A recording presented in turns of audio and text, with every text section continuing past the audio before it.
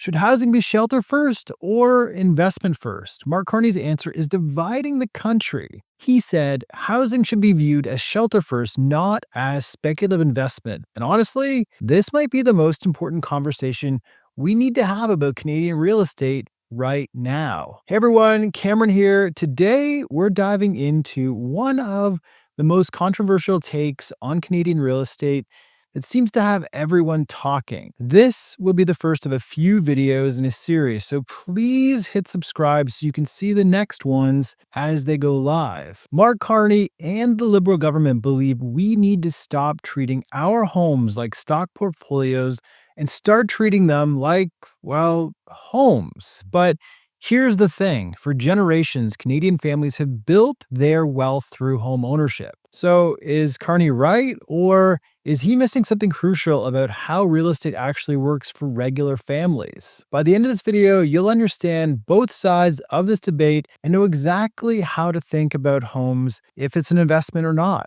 Let's start with the cold, hard facts that have Carney so concerned. Canadian home prices have absolutely exploded, and we're talking about doubling from an average of $409,000 in 2015 to approximately $861 at the peak in 2022. And that is not normal appreciation, folks. That is speculation territory. And here's the kicker. While home prices doubled, wages only went up 23%. No wonder 84% of Canadians now say that buying a home feels like a luxury instead of a normal milestone. If you've watched some of my videos, you will know that I moved from Southern Ontario to Atlantic Canada to pave a future for my family. Yes, cost of housing was a big driver, and so too was the pace of living and being close to family. In my market of Moncton, families can realistically save for a down payment in 3 to 5 years when looking at an average home. Now, in Toronto, it takes nearly 30 years just to save for a down payment. That is not sustainable, and I think that's exactly what Carney is talking about here. So, what's Carney's solution? He wants Canada to build 500,000 new homes per year for the next decade. That is doubling our current rate. His argument is simple. If we flood the market with supply, prices stabilize, speculation cools down, and housing becomes accessible again. It's actually not a bad idea when you think about it. When something is scarce, people want it and the price generally goes up. When it's abundant and becomes a utility, prices could go down or just be more available. So Carney wants housing to be a utility and not a commodity. But here's where it gets complicated. Millions of Canadian families have their life savings tied up in their homes. If Carney's plan works and prices stabilize or even drop, what happens to that wealth? Now, here's where things get really interesting. Canada isn't just one housing market, it's actually dozens. While Ontario saw explosive growth followed by a correction, Atlantic Canada is a completely different situation. In my market here in New Brunswick, average prices are around $360,000, which are still considered affordable compared to Toronto's $1 million average. But even here, we're about 6% annual growth, and that's attracting investors from Ontario who did get priced out of their own markets. This is actually proving Carney's point. While housing becomes an investment vehicle, money flows to where returns are highest, not where people actually need homes. We're seeing Toronto money push prices up in Halifax, Moncton, St. John, and other markets in Canada. The one funny thing is that more than once, I've heard prospective sellers tell me in a listing appointment point blank, they want an Ontario buyer to come and buy their house. So even in affordable markets, the investment mentality is creating affordability pressures. But let's be honest about something. Real estate has been a fantastic investment for those who got in early. Since 1990, Canadian real estate has averaged about 6% annual returns. That's competitive with the stock market, but with some key differences. Your house does not send you a daily price alert like stocks do, so it feels more stable. Plus, any gains on your primary residence are completely tax-free in Canada. Try getting that from the stock market. But here's what Carney would say. Yes, real estate has been a good investment, but at what cost? When teachers and firefighters can't afford to live in the communities they serve, we've got a problem.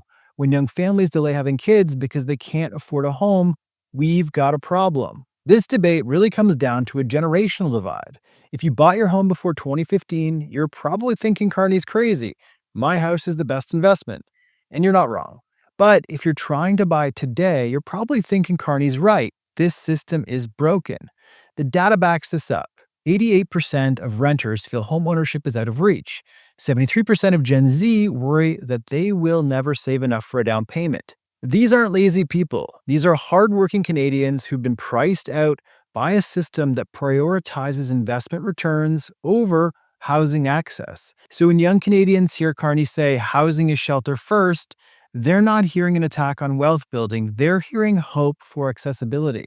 Here's my take. After 10 years in the business, again, if you are new here, I started as a housing provider before getting my real estate license. Carney is both right and wrong. He's right that we have speculation as a problem where investors are buying homes just to flip them or to park money, and that is not healthy. He's right that more supply is needed. 500,000 homes per year might be ambitious, but we definitely need to build more across Canada. But he's wrong if he thinks that we can completely separate housing from investment. For most Canadian families, their home is their investment strategy. It is for savings, it is inflation protection, and it is tax-free wealth building. The key is finding a balance. We need policies that support home ownership for families while discouraging pure speculation. Things like foreign buyer taxes, vacant home taxes, and massively increasing supply could be that solution. So what does this mean if you're looking to buy or you already own? First, don't panic. Carney has been PM for a minute and his plan is still not yet ironed out.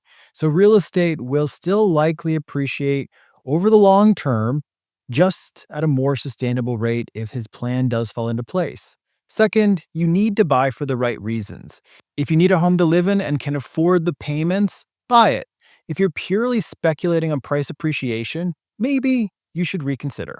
Third, think regional. Markets like Atlantic Canada still offer a reasonable entry point, and if Carney's supply plan works, they might stay reasonable. Finally, remember that a home is both shelter and investment.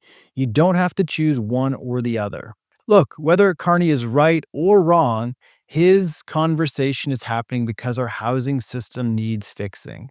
The goal should be a market where hardworking families can afford homes and build wealth through ownership without pricing out our next generation. If you found this video helpful, please hit that like button and subscribe for more real estate insights. Until the next video, thanks for watching, and I will see you soon.